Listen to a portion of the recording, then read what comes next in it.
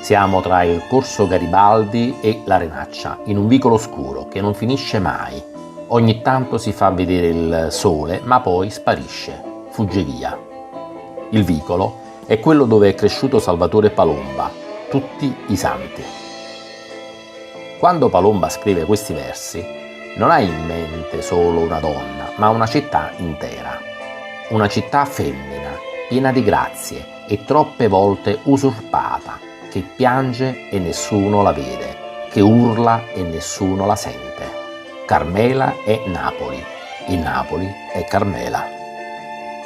Carmela, la ragazza, ha lo sguardo fiero di rosa, pietra e stella, che lascia folgorato il poeta. Ma lo stesso verso che recita «Tu rosa, prete, stella» raffigura i vari aspetti di Napoli.